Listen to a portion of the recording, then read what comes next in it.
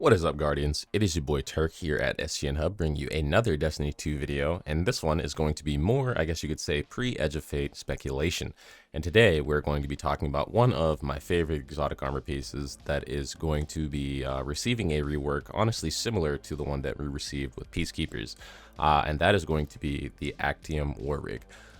The Actium War Rig, to those who aren't familiar, has been a staple, in my opinion, of the Titan for quite some time. I do believe it only has one ornament still, and it is not really something that is heavily sought after or used a lot, I believe, in the current sandbox. But I believe, hopefully, that Bungie is looking to change this in the coming DLC.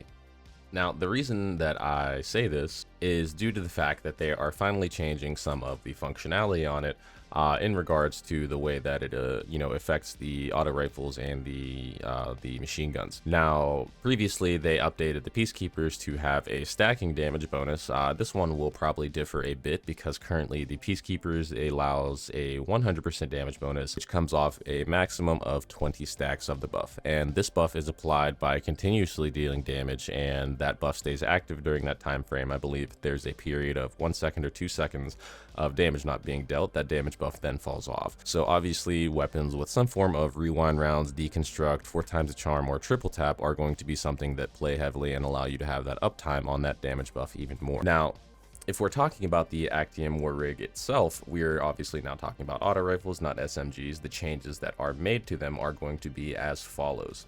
The Actium War Rig will go along well with the new weapon stat that is available in Edge of Fate, giving you the option of building your loadout around the exotic to keep its new kill streak bonus rolling.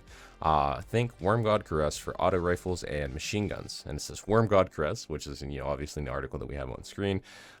The auto rifle or machine gun that is currently equipped will have their stability increased, ammo generation, obviously that rewind-esque type feature that you're getting, or the constant feeding of ammo, and finally a damage buff, which is what really wasn't present before. Now, the maximum stacks on this is going to be 10 times, and the higher stack counts expire more quickly.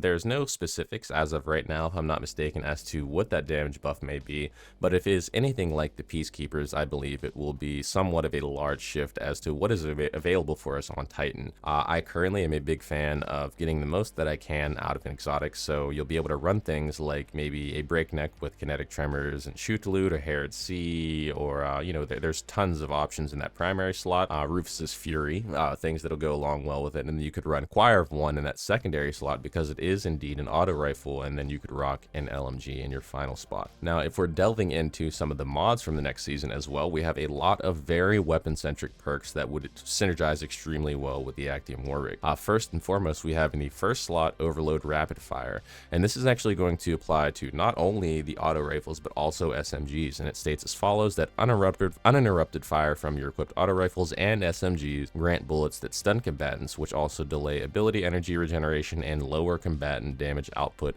for a time, which is obviously strong against overload champions. Also, pertaining to more things that could stack additively in terms of what we have with our auto rifles or SMGs. In column 3, we have Fever and Chill, which is very similar to a perk that we had before, but it has a little bit of a stack to it now.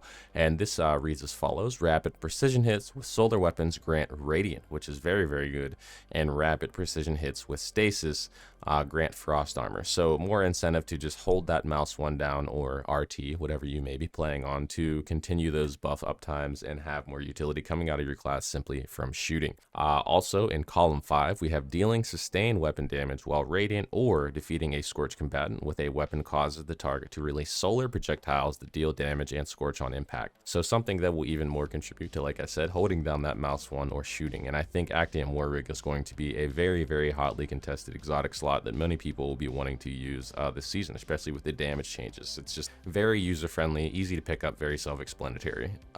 Click, shoot, die. I think it's going to be a very, very solid choice. And lastly, I think another one of the available artifact mods that we're seeing that is probably going to synergize extremely well also going to be Shoulder to Shoulder.